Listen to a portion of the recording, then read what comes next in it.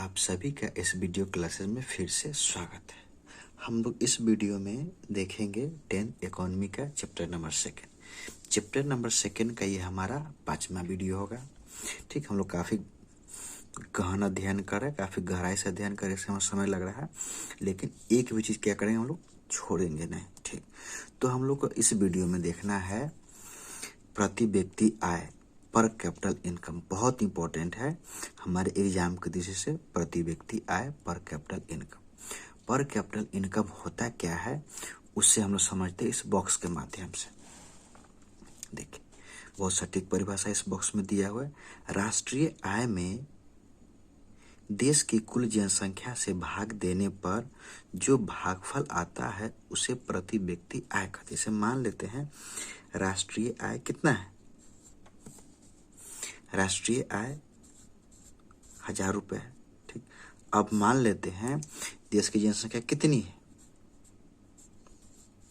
100, तो प्रति व्यक्ति आय कितना हो जाएगा, 100 भाग देने पर 100 आएगा, तो प्रति व्यक्ति आय क्या हो जाएगा, 100 रुपये। ठीक, तो कहते हैं इसका आकलन निम्न प्रकार से किया जा सकता है। फॉर्मूला है प्रति व्यक्ति आय निकालने का। तो पर कैपिटल इनकम प्रति व्यक्ति आय इक्वल टू राष्ट्रीय आय यानी नेशनल इनकम बाई देश की कुल जनसंख्या टोटल पॉपुलेशन ऑफ कंट्री। तो इसी प्रकार से हम क्या निकालते हैं, प्रति व्यक्ति आय यानी राष्ट्र की कुल आय और उसमें किन से भाग देते हैं, देश की कुल जनसंख्या से। तो उसका क्या निकल जाता है, हमारा प्रति व्यक्ति आय निकल जाता है। देखिए आगे हम लोग अब इसको और विस्तार से गहन अध्ययन करते हैं। भारत जैसे देश में जहाँ जनसंख्या काफी तेजी से क्या हो रहा है, बढ़ रहा है, तो जनसंख्या जैसे काफी तेजी से बढ़ेगा तो प्रति व्यक्ति आय क्या हो जाएगी, घटती चली जाएगी। इसको भी समझेंगे। जहाँ प्रति व्यक्ति आय कम है यानी यहाँ प्रति व्यक्ति आय क्या है, कम है, और शिक्षा का स्तर यानी शिक्षा क्या है, कम है, एवं भाषा, जीवन शैली और संस्कृति बहुतायत है। ठीक, इन सभी कारण से क्या होगा, हमारा प्रति व्यक्ति आय कम है। देखिए, इस बात का एहसास निरंतर क्या हो रहा है, बढ़ता जा रहा है कि विभिन्न आर्थिक सामाजिक उद्देश्यों की पूर्ति के लिए हम अपनी प्रति व्यक्ति आय में वृद्धि करें। यानी हम सभी चीज को यानी सब कुछ हमें प्राप्त करना है तो उसके लिए क्या करना पड़ेगा, प्रति व्यक्ति आय यानी प्रत्येक व्यक्ति को प्राप्त होने वाला आय में बढ़ोतरी करना ही पड़ेगा। यही एकमात्र साधन है। ठीक, ऐसा करके हम अपने जीवन को खुशहाल बना सकते हैं। जब तक हमारा प्रति व्यक्ति आय नहीं बढ़ेगा तब तक हम अपने जीवन को खुशहाल नहीं बना सकते तथा जीवन स्तर ऊंचा कर सकते। यानी आय हमारी प्राप्त होगी तो हमारा जीवन खुशहाल होगा और जीवन स्तर यानी लिविंग स्टैंडर्ड ऑफ लिविंग जिसे कहते हैं क्या हो जाएगा, हमारा ऊंचा हो जाएगा। यानी रहन सहन, खान पान, शिक्षा, स्वास्थ्य सब में भी क्या होगा, विकास होगा, बढ़ोतरी होगा। ठीक, तो उसी को कहते हैं standard of living. Standard of living ऊंचा करने के लिए क्या करना पड़ेगा, हमें प्रति व्यक्ति आय जो प्राप्त होती है उसको ऊंचा करना पड़ेगा। यद्यपि पंचवर्षीय योजनाओं में ग्रामीण विकास की ग्रामीण अर्थव्यवस्था की कायाकल्प के लिए अनेक उपाय किए। यानी ग्रामीण अर्थव्यवस्था के कायाकल्प यानी उसके विकास के लिए अनेक क्या किए हैं, उपाय किए हैं, पर जनसंख्या में भारी वृद्धि तथा व्यवसायों में उस गति से विकास न होने के कारण विगत वर्षों में भूमि पर जनसंख्या का भार निरंतर बढ़ता गया, जिससे गरीबी और बेरोजगारी की समस्या उत्पन्न हो रही है। अब जनसंख्या के मामले बात करें तो हम लोग क्या कर दिए, अभी 2-3 दिन पहले रिपोर्ट आई है जो हम लोग चाइना से भी आगे निकल गए जनसंख्या के मामले। तो जनसंख्या हमारी बढ़ेगी तो निश्चित है हमारा प्रति व्यक्ति आय है ना क्या होगा, कम होगा, और प्रति व्यक्ति आय कम होगा तो हमारा जीवन भी खुशहाल नहीं हो पाएगा। हमारा रहने का स्तर है ना, जीवन स्तर को जो ऊंचा करना चाह रहे हैं उसमें भी क्या हो पाएगी, कमी हो जाएगी, हम लोग ऊंचा नहीं कर पाएंगे। ठीक, तो आज के आधुनिक युग में कृषि क्षेत्र में हुए सुधार, तो कृषि क्षेत्र में सुधार तो हुआ है।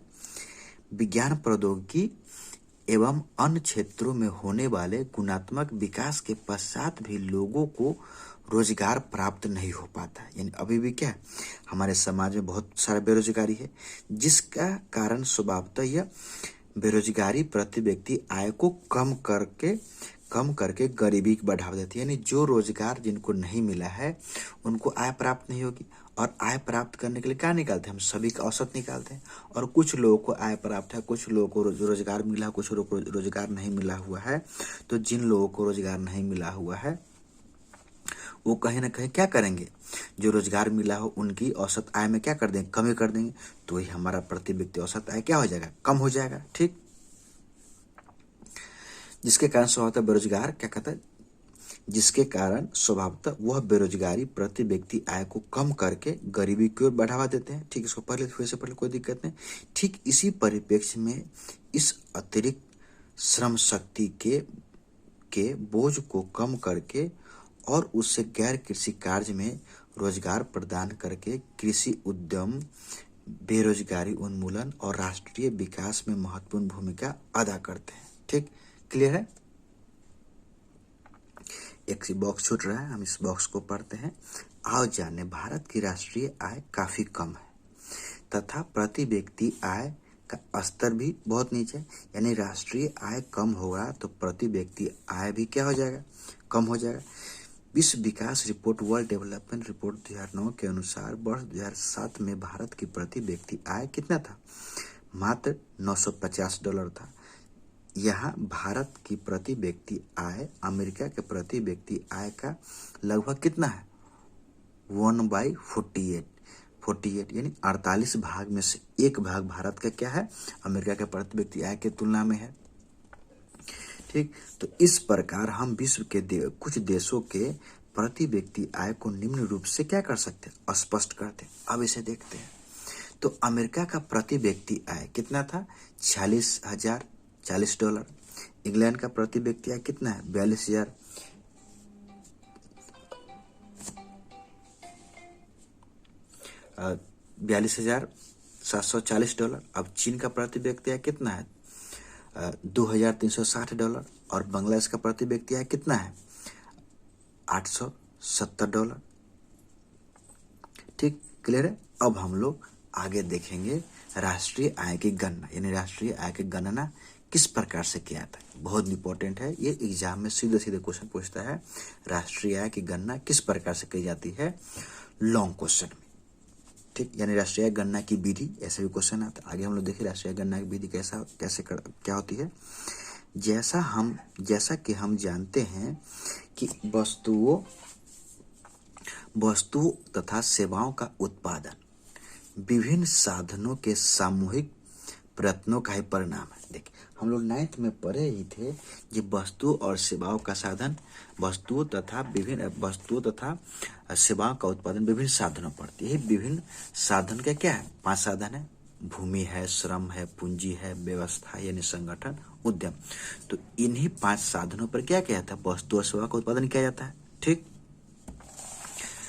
तो विभिन्न साधनों के सामूहिक प्रयत्नों का ही परिणाम होता है। 5 साधनों के सामूहिक प्रयत्न से ही वस्तु या सेवाओं क्या होता है, उत्पादन होता है। अब उत्पादन प्रक्रिया के अंतर्गत उत्पादन के साधनों को क्या, लगान, तो लगान हम लोग जस्ट पीछे पढ़ा था, किसको मिलता है, भूमि को।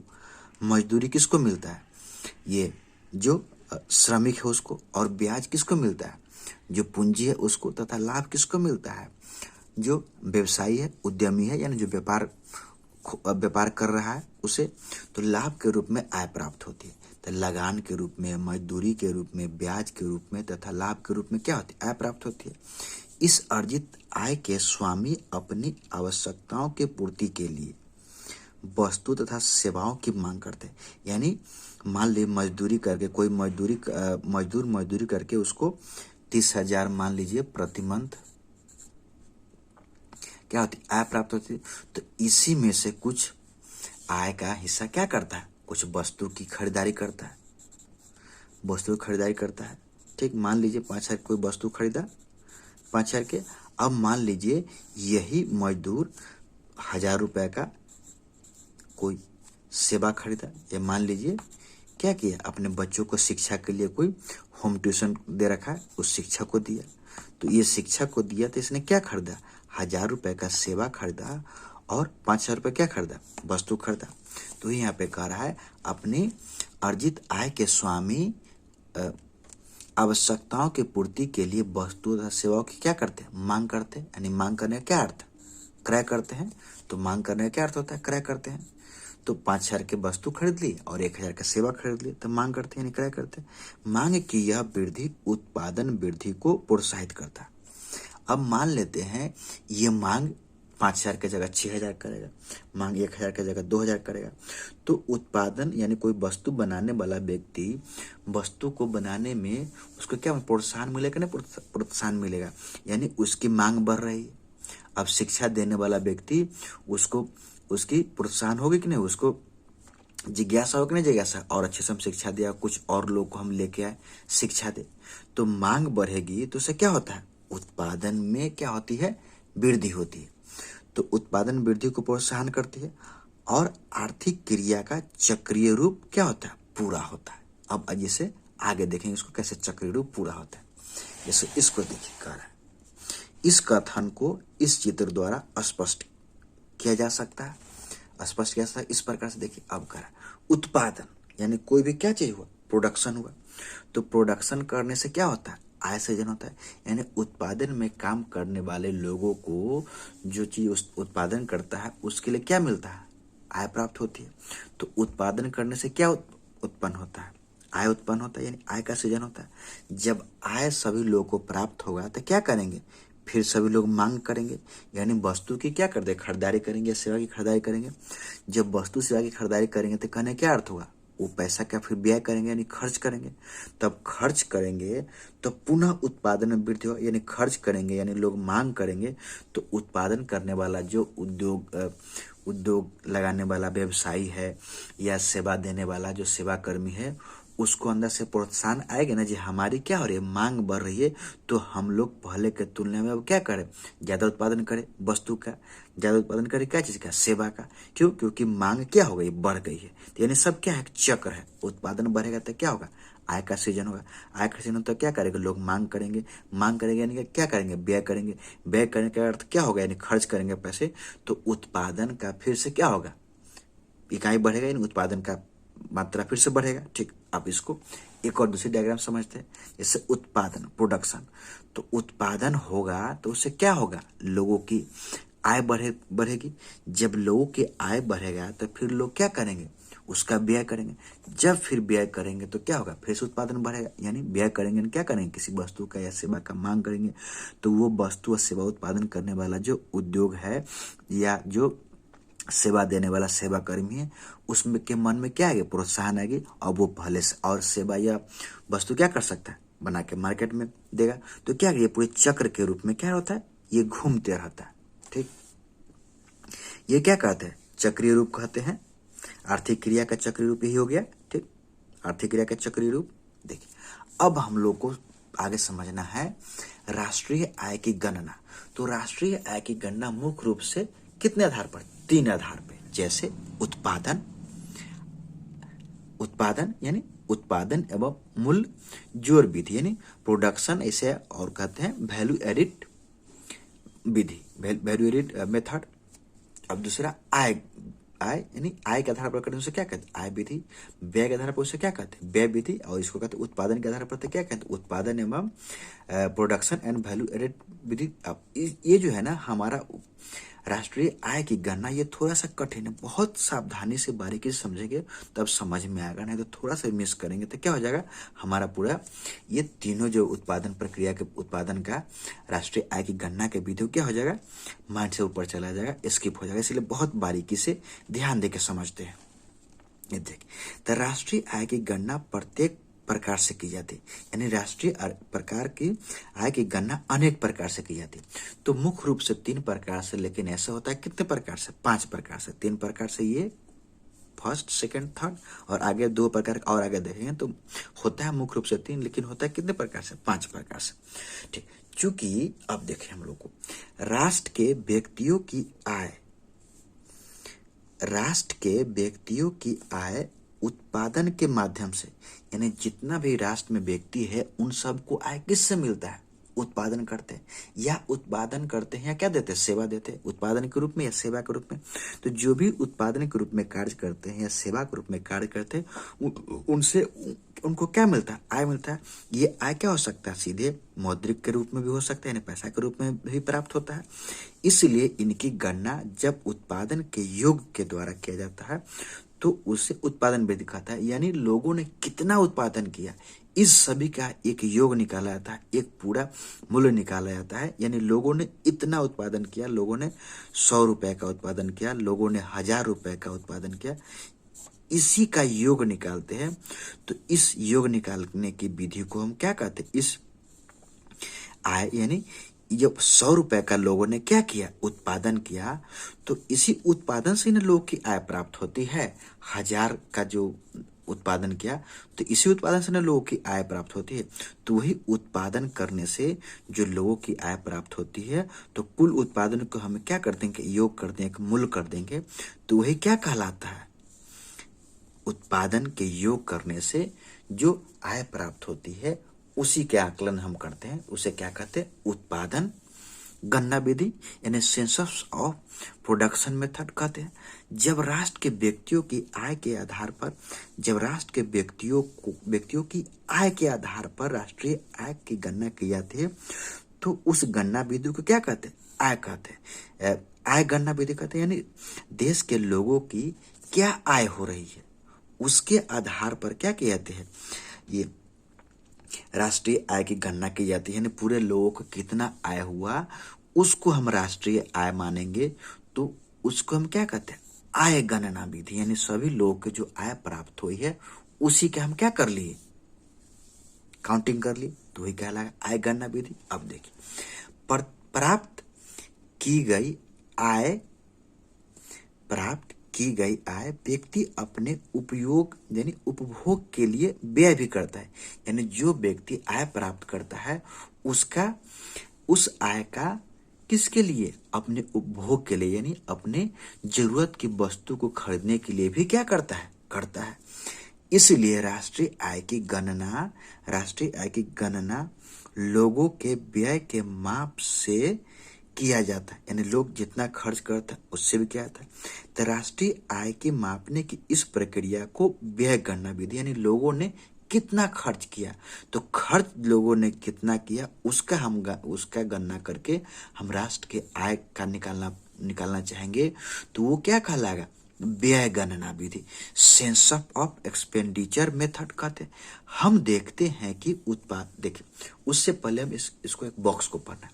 तो राष्ट्रीय आय के आर्थिक स्थिति के आकलन का सर्वाधिक राष्ट्रीय आय राष्ट्र के आर्थिक स्थिति के आकलन का सर्वाधिक विश्वसनीय मानदंड है। ठीक, क्लियर है? अब आगे बढ़ते हैं।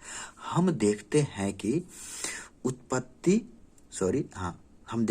उत्पादित की हुई वस्तुओं का मूल्य, देखिए यानी जो प्रोडक्शन किया गया उसके वस्तुओं का मूल्य, यानी जो भी उत्पादन किया गया उसके वस्तुओं का मूल्य विभिन्न परिस्थितियों में व्यवसायियों द्वारा किए गए प्रयास से बढ़ जाते हैं। यानी जो वस्तु बनाया गया उसका मूल्य क्या होता है? बढ़ जाता है धीरे धीरे।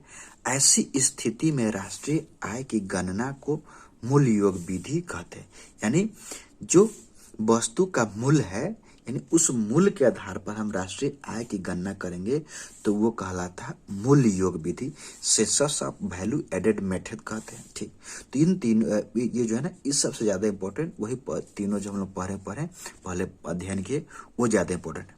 अतः अंत में व्यवसायिक संरचना के आधार पर राष्ट्रीय आय की गणना की जाती है। किसके आधार पर? अंत में व्यवसायिक संरचना के आधार पर राष्ट्रीय गणना की जाती है। व्यवसायिक संरचना के आधार पर की गई गणना को व्यवसायिक गणना विधि हम कहते हैं। ठीक, ज्यादा इंपॉर्टेंट नहीं है। यद्यपि राष्ट्रीय आय की गणना उपरोक्त 5 तरीके से होती है। तो यह पूछ लेता है कि राष्ट्रीय आय की गणना कितने तरीके से होती है? तो 5 तरीके से। तो यह याद रखना है, 5 तरीके से। फिर भी आर्थिक दृष्टिकोण से अर्थव्यवस्था में उत्पादन गणना विधि और आय गणना विधि सहज, वैज्ञानिक, व्यवहारिक तरीका है जिसके आधार पर राष्ट्रीय आय की गणना किया जाता है। तो यही दो विधि, उत्पादन गणना विधि और आय गणना विधि, सहज वैज्ञानिक भी है, ठीक, जिससे हम लोग क्या करते हैं, राष्ट्रीय आय की गणना की जाती है। अब आगे हम लोग को देखना है राष्ट्रीय आय की गणना में कठिनाइयां, तो हम लोग इसको अगले वीडियो में देखेंगे। ठीक, थैंक यू फॉर वॉचिंग।